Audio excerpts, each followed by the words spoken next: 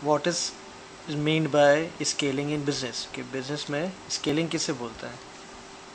Scaling यानी कि scalability यानी बड़ा करना, उसको हम बिज़नेस में स्केलेबिलिटी बोलेंगे। यानी कि अगर आपके पास एक दुकान है और उसको आप 5,000 दुकानों में या 10,000 दुकानों में या 100 दुकानों में या 10 दुकानों में कैसे कन्वर्ट करेंगे और क्यों करेंगे।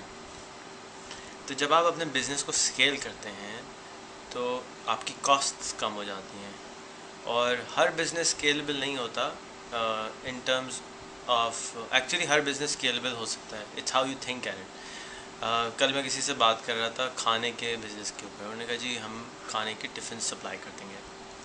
तो करते हैं 35 टिफ़िन महीने के एक दिन में सप्लाई करते हैं, या 100 टिफ़िन सप्लाई करते हैं। अच्छा, उन्होंने कहा जी इससे ज़्यादा हम कर ही नहीं सकते। मैंने कहा जी क्यों नहीं कर सकते? मैंने कहा आपके मेरे ख़्याल में जब पहला करियाना खुला होगा ना कभी, तो जिस गांव में खुला हुआ है जी, एक गांव में एक काफ़ी करियाने की दुकान, एक जनरल स्टोर काफ़ी है। आज आपके एक इलाके में कितने जनरल स्टोर होते हैं? थोक के हिसाब से होते हैं।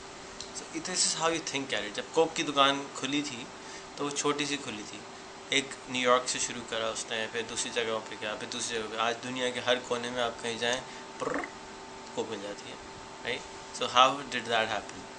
सबसे पहले तो उसको ज़रूरी था कि उसने सोचा, और जब उसने स्केल किया अपने बिज़नेस को तो उसकी कॉस्ट कम होती चली गई and became $1 trillion business, not just even $1 million business, it became humongous.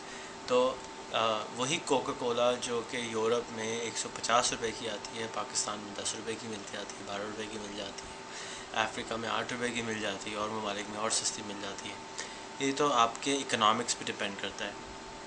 इसके अलावा स्केल के अंदर ये फ़ायदा होता है कि फ़र्ज़ कीजिए अस्सलाम वालेकुम, मुझे ये एक मोबाइल ख़रीदना है, कितने का है? हाँ जी बेटा ज़रा देखना है, इनको मोबाइल चाहिए। ठीक है। अच्छा, आप गए किसी दुकान में, आपका हुलिया भी अच्छा था, प्रेजेंटेबल था, ने कहा अस्सलाम वालेकुम मुझे 10,000 मोबाइल चाहिए।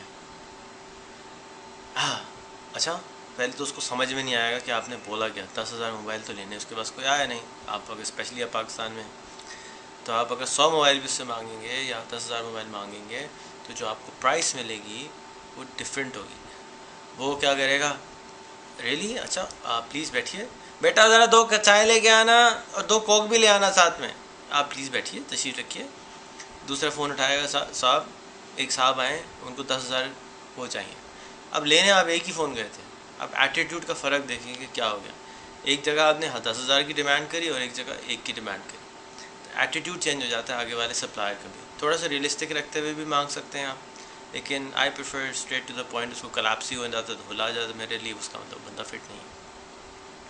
स्केल करने से क्या होगा कि आप अगर एक पेन ख़रीदने जा रहे हैं तो आपकी कीमत 10 रुपये होगी, और वही पेन अगर आप 10,000 ख़रीदने जाएंगे तो फैक्ट्री वाला आपको उधार पे 5 रुपये के हिसाब से देके चला जाएगा। That's scalability.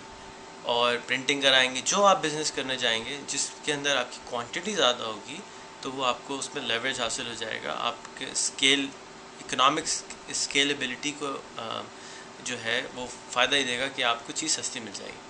तो बिज़नेस करने से वक्त शुरू करने से पहले हमें यह अब सोचना पड़ेगा कि हम इसको स्केल कैसे करेंगे और कहाँ स्केल करेंगे और किस तरीके से करेंगे, उसका प्लान बनाएंगे। सब चीज़ें कि आपको आपने एक रेस्टोरेंट खोलना था, लेकिन आपने प्लान बनाया कि मुझे 5 साल में 100 रेस्टोरेंट खोलने हैं या 1000 रेस्टोरेंट खोलने हैं। तो भाई आप पहले दिन से 1000 की प्लानिंग करके चलें। पहले दिन 1000 का कागज़ पे हिसाब बनाए कि जी 1000 रेस्टोरेंट जब होंगे उनकी ये कॉस्ट आएगी, ये ग्रोसरी की कॉस्ट आएगी, फ़लाना आएगी, फिर उसको डिवाइड कर दें 1000 से, तो आपको सही पता चलेगा कि आपकी एक की कॉस्ट क्या है और 1000 पे जाके क्या हो जाएगी।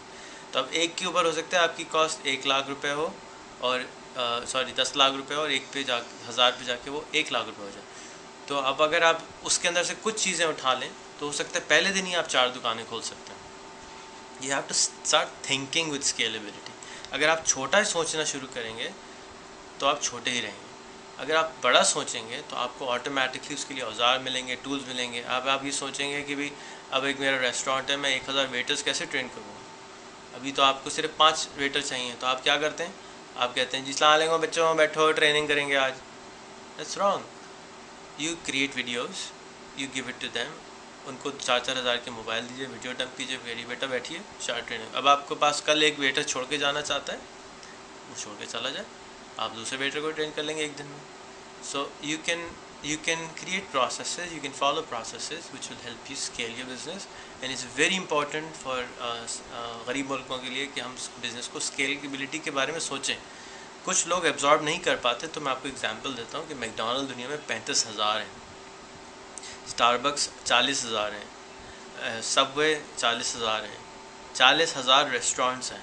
अब ये तो बड़े बड़े बिज़नेस हो गए। मैं वॉलमार्ट, जिसको नहीं मालूम, वॉलमार्ट देखें, गूगल करें, देखें वॉलमार्ट का टूर लें।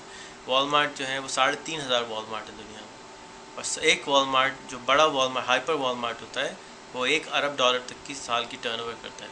पाकिस्तान की टर्नओवर $20 अरब है। तो आप ये अंदाज़ा करें कि 20 वॉलमार्ट्स पाकिस्तान की इकॉनमी जितने हो जाते हैं। तो we can also scale up. और जिन्होंने वॉलमार्ट स्टार्ट किया था वो एक फटीचर सी टोयोटा पिकअप में घूमते थे मरने तक, और that's how he got, Sam उनका नाम था। And if he can do it, you can do it.